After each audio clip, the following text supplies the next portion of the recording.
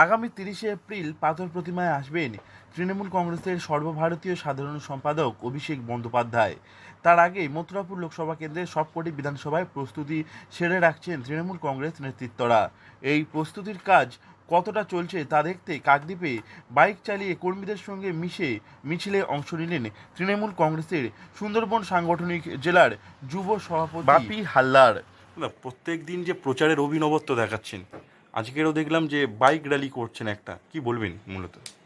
দেখুন, প্রচার অভিনবত্ব নয়, মানুষের যখন যেভাবে যে পরিস্থিতি হবে সেই পরিস্থিতির মধ্যে দিয়ে চলতে হবে। আজকের আমি পাথর প্রতিমাতে আমাদের প্রিয় সাংসদ অভিষেক বন্দ্যোপাধ্যায় 30 তারিখ আসছে, আপনারা জানেন, তার প্রস্তুতি দেখার জন্য যাচ্ছিলাম। তো কাকদ্বীপের নেতৃত্ব আমাকে বললো যে আমরা বুথে একটা প্রোগ্রাম আছে, যদি আপনি থাকেন ভালো হয়। তো ওরা সবাই বাইক নিয়ে বেরিয়েছিল, খুব স্বাভাবিকভাবে ওদের বাইক নিয়েই আমি আমাদের প্রিয় বিধায়ক মোটারাম পাখিরাকে সঙ্গে নিয়ে বুথে ঘুরলাম, অঞ্চলে ঘুরলাম। তৃণমূল কংগ্রেসের সুন্দরবন সাংগঠনিক জেলার যুব সভাপতি এবার মথুরাপুর লোকসভা কেন্দ্রের প্রার্থী হয়েছেন। তিনিও পাথর প্রতিমার সভাস্থলের মাঠ ঘুরে দেখেছেন। এর আগে পাথর প্রতিমার সভাস্থলের মাঠ ঘুরে দেখেছেন মথুরাপুর লোকসভা কেন্দ্রের অন্তর্গত একাধিক বিধানসভার বিধায়ক সহ প্রার্থী।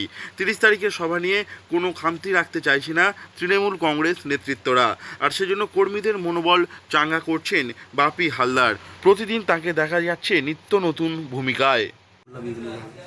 মানুষের সাথে স্বাচ্ছন্দ্য বোধ করছেন, যেরকম আসছে সেরকমই চলছেন যেরকম। মানুষ মানুষ যদি এগিয়ে আসে তো আমরা তো খুব স্বাভাবিক যাবোই। মানুষ নিয়ে আমাদের, মানুষ আছে বলে আজকে আমাদের মূল্য আছে। মানুষ যদি না থাকতো কোনো মূল্যই থাকতো না। এবং মানুষকে বাদ দিয়ে কিছু হবে না। আচ্ছা, তো সামনেই যে অভিষেক ব্যানার্জি আসবেন, কতটা প্রস্তুত বা কি পরিস্থিতি এখন? পাথর প্রতিমা সাগরের মানুষ দিন গুনছেন এবং তারা প্রস্তুত আমাদের প্রিয় সাংসদ অভিষেক বন্দ্যোপাধ্যায়কে স্বাগত জানানোর জন্য, এবং তিনি কি বলেন সেটা শোনার জন্য সবাই মুখিয়ে রয়েছে। কর্মীদের মনোবল চাঙ্গা করতে বাপি হালদারকে কখনো দেখা যাচ্ছে ঢাকঢোল সহকারে মিছিল করতে, আবার কখনো বাইক চালিয়ে কর্মীদের নিয়ে মিছিল করছেন তিনি। এই সভা নিয়ে বাপি হালদার জানিয়েছেন, এই সভায় সাগর ও পাথর প্রতিমা সহ একাধিক এলাকার কর্মীরা উপস্থিত হবেন। এই কর্মীদের চাহিদা অনুযায়ী প্রয়োজন এবং সব কিছু করবেন তিনি। প্রচারও চলবে। আগামী 30 তারিখে দলের সাধারণ সম্পাদক অভিষেক বন্দ্যোপাধ্যায় কী বার্তা দেবেন সেদিকেই তাকিয়ে রয়েছেন সকলে। বর্তমানে এই সভাকে নিয়ে বিভিন্ন জায়গায় প্রস্তুতি বৈঠক ও মিছিল করছেন তৃণমূল কংগ্রেস নেতৃত্বরা। পাথর প্রতিমা থেকে নবাব মল্লিকের রিপোর্ট, লোকাল 18 বাংলা।